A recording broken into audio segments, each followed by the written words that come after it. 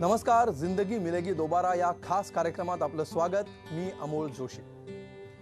आयुष्य हा होकार आहे तर मृत्यू हा नकार आहे. पण अनेकदा अनेकांच्या आयुष्यात अचानकपणे हा नकार समोर येऊन उभा राहतो आणि मग सुरू होतो होकार आणि नकाराचा संघर्ष. या संघर्षात नकारावर मात करत होकार खेचून आणणाऱ्या व्यक्तीच असतात आशेची खरी बेट. आशेच्या अशाच एका बेटाला आज आपण भेटणार आहोत. जिंदगी मिलेगी दोबाराच्या सेटवर स्वागत करूया सारंग डफ याचं. सारंग, वेलकम. Thank you.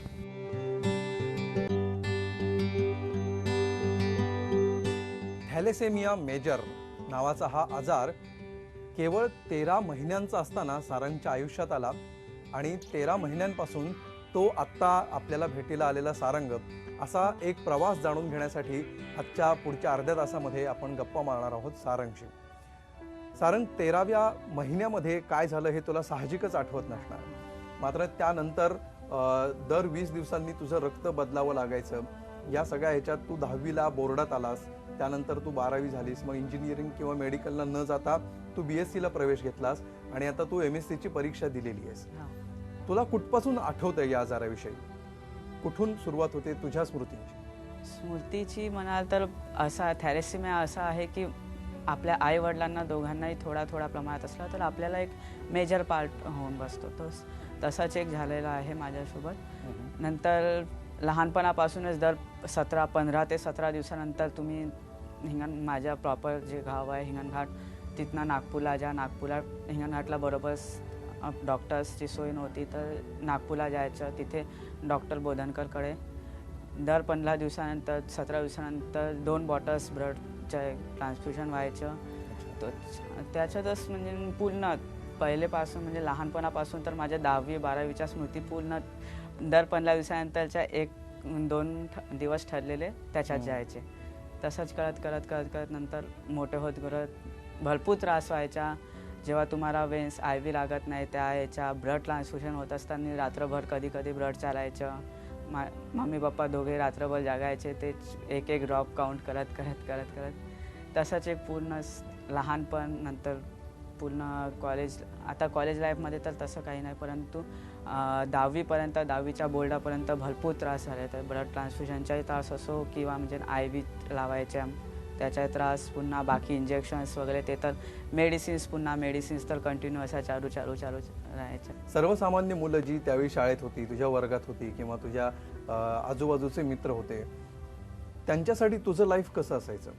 ते काय विचार करायचे किंवा तू त्यांच्याकडे कसं बघायचं? विचार म्हणजे ते नेहमी मला सपोर्ट करायचे. त्यांना माहिती होतं की हा एक आपल्यातला म्हणजे एक असा आहे याला म्हणजे काही प्रॉब्लेम्स आहे, तर ते नेहमी मला सपोर्ट करायचे. प्रत्येक गोष्टी फिजिकली असो मेंटली मी स्वतःकडून प्रयत्न करायचा की आपण किती स्वतःला नॉर्मल करू शकतो त्यांच्या त्याच्यात. पण इतरांपेक्षा तुझं आयुष्य थोडंफार वेगळं असेल, कारण तुला शारीरिक मर्यादा होत्या, उपचार घ्यावे लागायचे. तर त्यावेळी तुला काय वाटायचं? म्हणजे आता पाठीमागे वळून बघताना तुला ह्याचा सगळ्याचा तू अभ्यास केलेला आहेस, नेमका काय आजार होता ह्याचा तुझा अभ्यास झालाय, पण त्या काळातल्या तुझ्या भावना काय होत्या की इतरांसारखं खेळता येत नाही असं वाटायचं? काय नेहमी वाटायचं की आपले मित्र एवढं धावतात खेळतात, आपण म्हणजे एक प्रयत्न करायचा, पण एक लिमिटेशन तर येतातच. तेच लिमिटेशन यायच्या नंतर ठीक आहे मी स्वतःला पण मग जब ॲडजस्ट स्वतःच्या मनाशी पण तयारी करून घेतली की आहे ठीक आहे, आपलं जे आहे ते त्याला सोबतच घेऊन मग आपण त्याच्यावर ज्या प्रकारे होईल त्या प्रकारे ओव्हरकम करून शक्यतोवर आपण स्वतःला बाकीच्या तुलनेत बाकीच्यासारखंच एन्जॉय करायची लाईफ, तसंच राहायचं, सर्वांना सोबतीने जायचं. तुला काय काय मर्यादा यायच्या त्या काळामध्ये? मर्यादा म्हणजे त्रास असं असतं की एकदम फिजिकल आपण वर्क जास्त करू शकत नाही. जसे लहान असताना आपण नेहमी ट्राय करतो की हे खेळू ते खेळू किंवा स्कूल्समध्ये वगैरे पुन्हा बाकीच्या फ्रेंड सर्कलमध्ये वगैरे, पण ते मर्यादा यायच्या की तुम्ही फिजिकल वर्क करू शकत नव्हता. मेंटली तुम्ही ऑलरेडी दर 15 दिवसानंतर ब्लड घेऊन येत आहे. दुसऱ्या दिवशी रात्री 12 वाजता म्हणजे 11-12 वाजायचे संडेला मला घरी यायसाठी. आणि सकाळी 7 वाजताची स्कूलला मी जायचं शाळेत. सकाळी 7च्या ते स्वतःला मेंटली मी बनवून घेतलं होतं की नाही आपल्याला एक शाळेतही रेग्युलर परफॉर्मन्स करायचा आहे, बाकीच्याही लाईफमध्ये पण करायचं. आणि जसं चालू आहे आता 10वीत असताना माझी स्प्रीन जी या डिसीजच्या असते रेग्युलर ब्लड ट्रान्सफ्युशनमुळे एक स्प्रीन जो असतो आपला स्प्लीन पार्ट हा मोठा होत जातो, भरपूर वाढत जातो. 10वीत माझा एक भरपूर मोठा म्हणजे पोटाचा आकार खूप मोठा झालेला होता. त्याच्यानंतर 10वीच्या म्हणजे पेपर्स मी बोर्डाचे पेपर्स दिले तेही म्हणजे भरपूर कशा तरी मर्यादित दिले. त्याच्यानंतर पण तरी तू बोर्डात आला. हां, त्याच्यानंतर मेरिटमध्ये आलो तेच.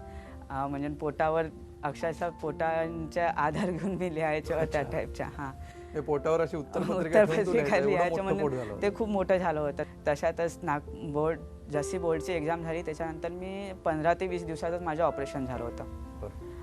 नंतर काही दिवसानंतर कंप्लीट बेड रेस्ट होतं. ऑपरेशन नियरली 2 दिवस पूर्ण काही मला माहिती नाही 2 दिवसात काय घडलं पूर्णपणे हॉस्पिटलमध्ये. नंतर 15 ते 20 दिवस मी हॉस्पिटलमध्येच होतो. एक मेजर ऑपरेशन झाल्यासारखं होतं पूर्ण, खूप मोठं.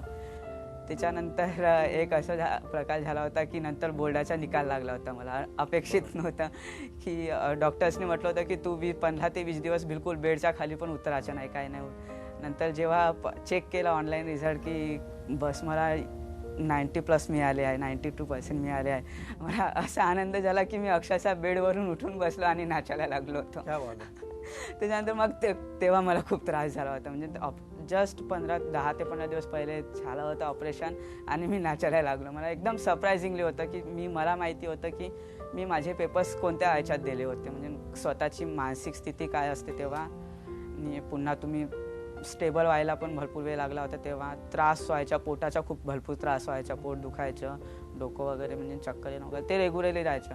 आई वडील माझी काळजी घ्यायची, नेहमी काळजी घ्यायची की बेटा बरोबर सांभाळून. थोडंसं जे पडलं वगैरे म्हणजे लहानपणीसुद्धा 2-3 वेळा मला आठवत नाही की 3-4 वेळा जरी फ्रॅक्चर झालेलं होतं मला. म्हणजे थोडंसं जरी पडलं तर ते फ्रॅक्चर व्हायचं. बोन्स भरपूर वीक होता. त्याच्यामुळे म्हणजे काळजी नेहमी व्हायची. अनेक जण धडधाकट मुलं असतात, हुशार असतात, तरी सुद्धा 10वीला अभ्यासाचं टेन्शन असतं किंवा अभ्यास करायचा नसतो किंवा इतर अनेक कारणं असतात जी मार्क आम्हाला कमी का पडले याचं जस्टिफिकेशन देण्यासाठी सांगितली जातात. तुझ्याकडे तर अशी अनेक कारणं होती, तरी सुद्धा त्यातल्या कुठल्याही कारणांचा परिणाम होऊ न देता तू 92% मार्क 10वीत मिळवलेस. तुला काय वाटतं कशामुळे हे साध्य झालं? मला सवय झाली होती की ठीक आहे आपण काही करू शकला, हे बदलू शकत तर नाही आपलं, पण आपलं आता समोरचं जे आहे जे आपलं म्हणजे आपल्यासाठी जे टार्गेट ठेवलं आहे घरच्यांनी किंवा आपण स्वतःसाठी 10वी झाली त्याच्यानंतर 12वी आहे, समोर फ्युचर आपल्याला आहे, तर म्हणजे अभ्यास करायचा. तर ब्रड चढ राहायचा आणि इकडे माझ्या हातात एका हातात पुस्तक चढवायचं, तर एका हातात वेन्सला IV लागून राहायचे, एखादं पुस्तक वाचत बसायचे. माझे 2 दिवस म्हणजे अभ्यासात तसंच चालले जायचे. तेच करायचं असतं. म्हणजे ठीक आहे, विचार केला की आता हे तर झालेलं आहे, देवाने आपल्याला आहे, याला तर आपण टाळू शकत नाही. ठीक आहे, दुसरा आपण काय चांगलं करू शकतो, त्याच्यात दुसरा मार्ग आपण काय करू शकतो, तर ठीक आहे अभ्यास करायचा बस. एखाद्या निगेटिव्हिटी मधून पॉझिटिव्हिटी कशी तयार करायची आणि एक शाळकरी वयातला मुलगा हे करतोय हे फार इंटरेस्टिंग आहे. तो 10वीचा बोर्डाचा निकाल लागला आणि त्यानंतर तुझा म्हणजे काय आनंद गगनात मावेना आणि तू नाचलास, त्याचा तुला त्रास झाला. पण जनरली 10वीला बोर्डात आलेली मुलं ही नंतर इंजिनिअरिंग, डॉक्टर किंवा परदेशात जाऊन काहीतरी करायचं अशी स्वप्न घेऊन पुढे जात असतात. मात्र तू त्यानंतर 12वी झालास, पण तू इंजिनिअरिंगला किंवा मेडिकलला न जाता तू BSc ला गेलास. हे का? तेच असं होतं की माझी पण बाकीचे आता असं असते की आपण हुशार म्हणजे एक आपला ग्रुप असतो, म्हणजे टॉपर्स मुलांचा एक असा एक ग्रुप असतो मित्रमंडळ, त्यांची पण आपली एक इच्छा असते. सर्वांच्या ग्रुपने एक आपलं डिसाईड केलेलं असते की आपण इंजिनिअरिंगला जाणार, मेडिकलला जाणार. ठीक आहे, मला पण वाटायचं की ठीक आहे, माझी इच्छा होती की मी मेडिकलला जायचं. अच्छा, ओके. तर मग स्कोअर आला, PMTचा स्कोअर आला, तो पण ठीक आलेला होता. इंजिनिअरिंगचा पण स्कोअर आला होता. दोन्ही मी CET दिली होती, दोघांची म्हणजे इंजिनिअरिंगमध्ये पॉसिबल होते की मला चांगला कॉलेज मिळेल, मेडिकलमध्ये पण पॉसिबल होते की होतं. त्याच्यानंतर जे आमचे डॉक्टर्स आहे, एक दिवस झालं की म्हणजे रेग्युलर चेकअपसाठी डॉक्टर्सकडे गेलो होतो.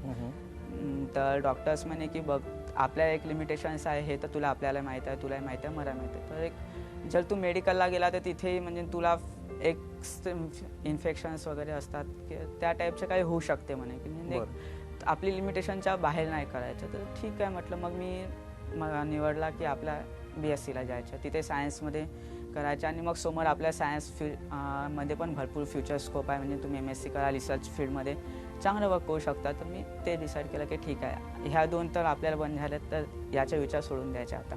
अच्छा, त्यानंतर त्यानंतर BSc चांगल्या याच्यावर BSc ते मला छान पर्सेंटेज मिळाले, 70+ आहे. त्याच्यानंतर BNITला मी MScचे एंट्रन्स असते, ते MScचे एंट्रन्स फर्स्ट याच्यात मी पास झालो, MScच्या एंट्रन्सला. आणि त्याच्यात तू विशेष स्कोअर पण केला. हां, चांगला म्हणजे माझे मित्र पूर्ण ऑल ओव्हर इंडियाचे आहे. म्हणजे ते असं आहे ते तुम्हाला ओडिसाचे, यूपीचे, दिल्लीचे असे म्हणजे छान छान ठिकाणचे सर्व ऑल ओव्हर इंडियाचे ते NIT कॉलेज असल्यामुळे तिथे आलेलं आहे. मी पण त्यांच्यातलं एक आता झालं. माझी MSc तिथे छान झाली. ह्या सगळ्या प्रवासादरम्यान ह्या सगळ्या वेदना ज्यावेळी तू सहन करत होतास त्यावेळी तुला असं कधी वाटलं का की आपल्याच नशिबात हे का आलं? मलाही वाटायचं की का बरं मलाच असं आलेलं आहे. त्रास खूप व्हायचा. त्याच्यामुळे ऑब्विसली कोणी आपण ब्लेम करतोच एकमेकांना की देवाला ब्लेम करायचे, काय तुझ्यामुळेच मी असं झालो की काय, असं वाटायचं का बरं झालं असं. त्रास असल्यामुळे आपण नक्की डोक्यात तर असे वेगवेगळे विचार येतच राहतात. आणि आत्ताही तुला तसंच वाटतं? पहिले सध्या आता नाही वाटत.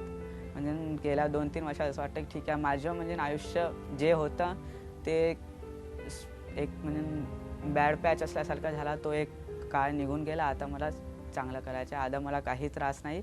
तर आता याच्यातूनच पुन्हा छान कसं होणार ते बघायचं आहे. बिलकुल, ह्याच्यातून पुन्हा छान कसं होणार हे बघायचं आहे असं हा म्हणतोय. या गप्पा आपण सुरूच ठेवूया. पुन्हा एक ब्रेक घेऊया. पाहत रहा जिंदगी मिलेगी दोबारा.